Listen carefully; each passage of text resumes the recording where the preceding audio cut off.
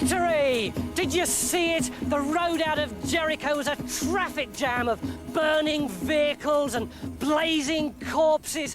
Total, absolute victory. Nobody had got away. What a cinch. It was like shooting fish in a barrel. The Israelites were over the moon. All those years poking around in the desert, eating disgusting insects, and at last they were going to get a place of their own. Canaan, a land flowing with milk and dripping with honey.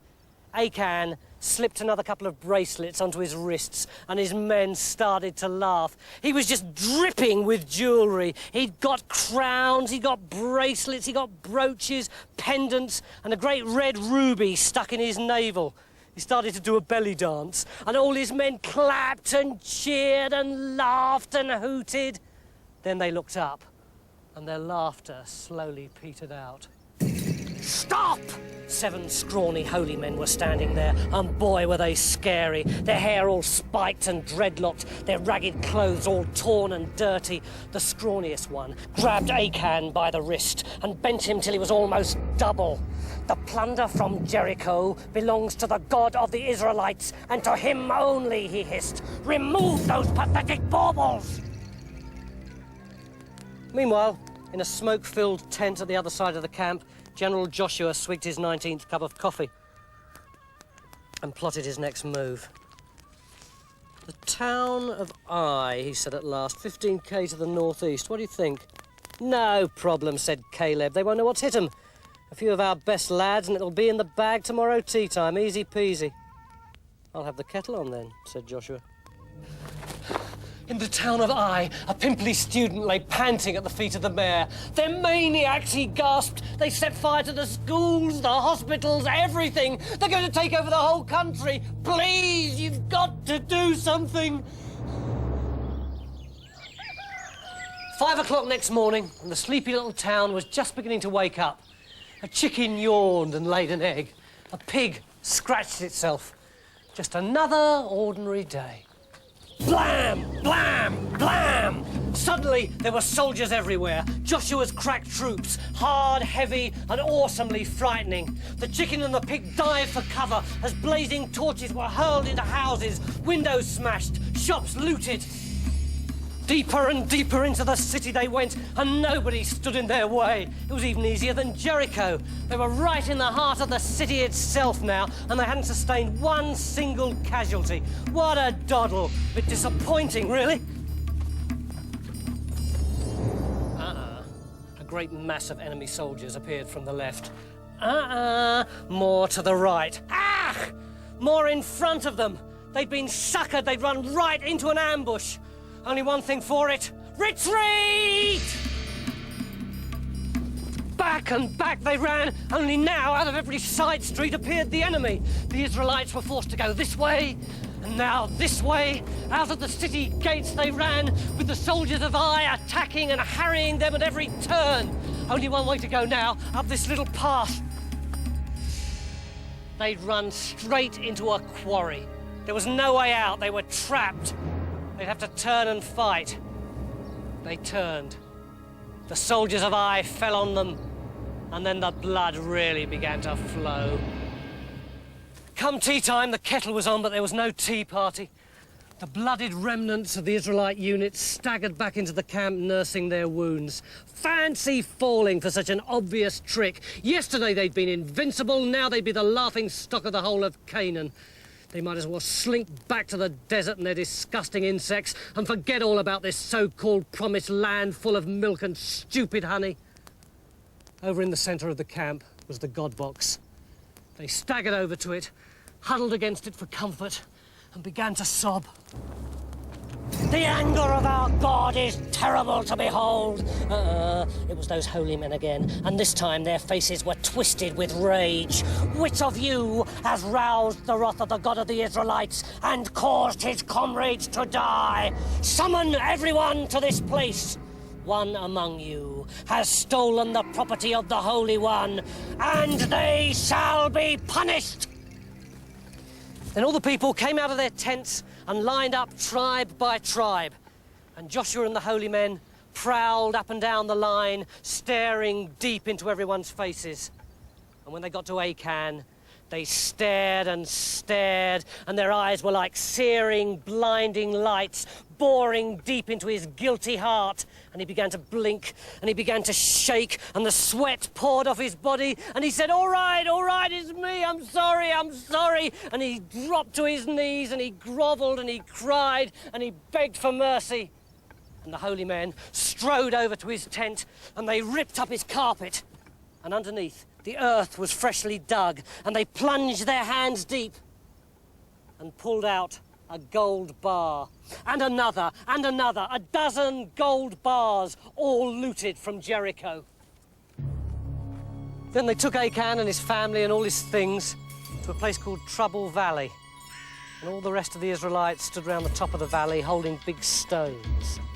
And the holy men contemptuously lobbed the gold bars onto the valley floor where Achan and his family were standing. Then the holy men nodded, and an Israelite threw a stone. It missed Achan by an inch. Another. This one found its target.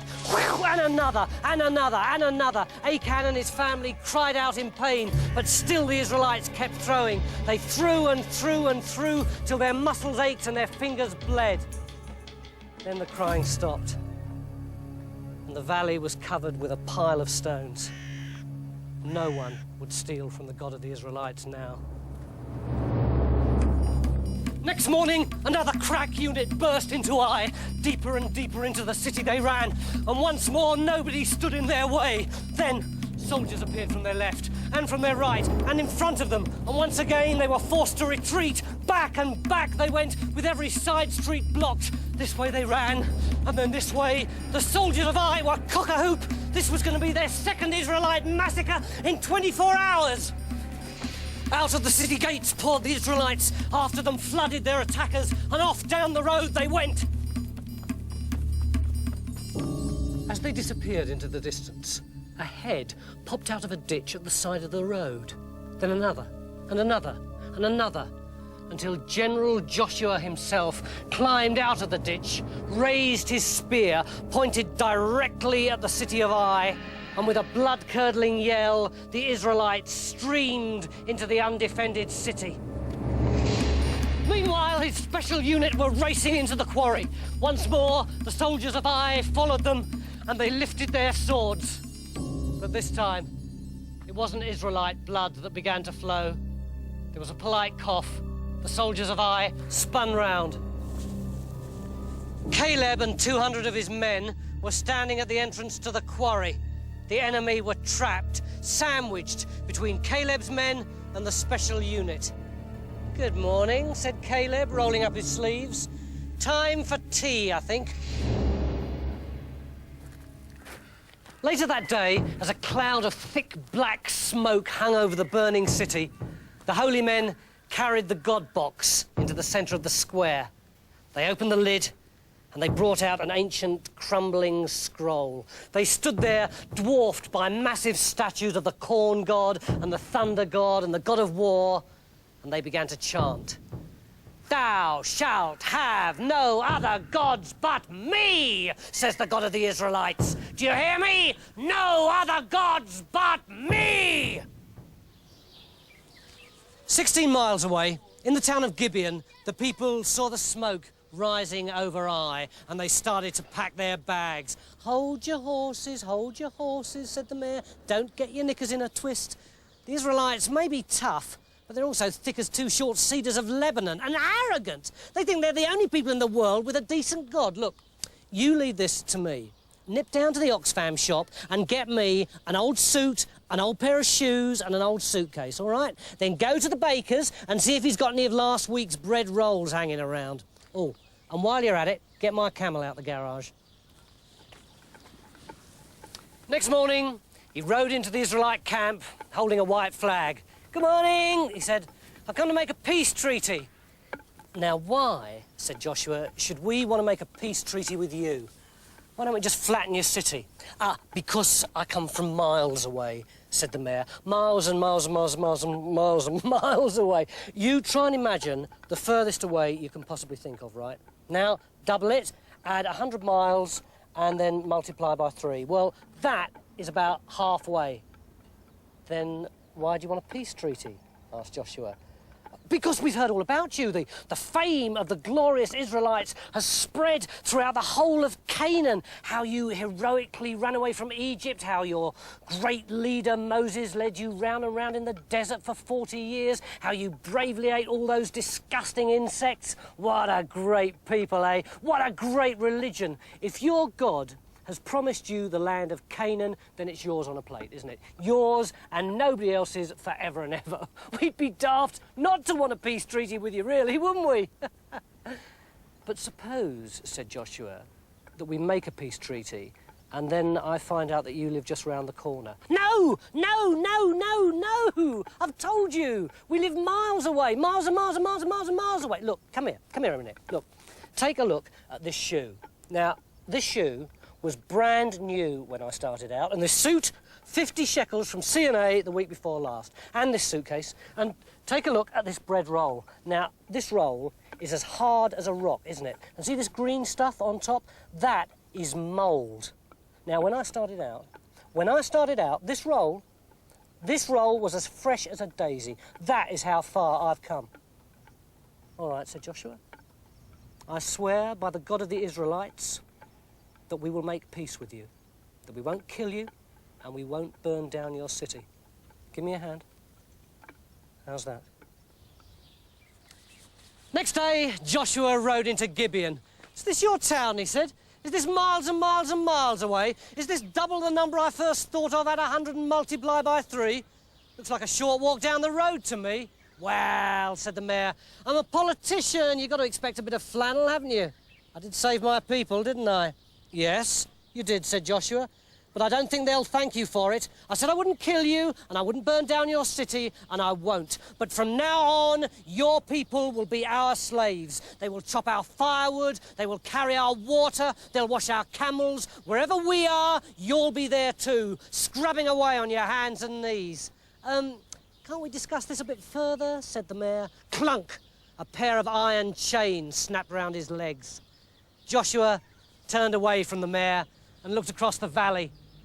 The hillside was dotted with little Canaanite cities, just ripe for the picking. Nothing could stop the Israelites now, could it? Above him towered an enormous statue of the thunder god. Somewhere in the distance, the thunder began to rumble.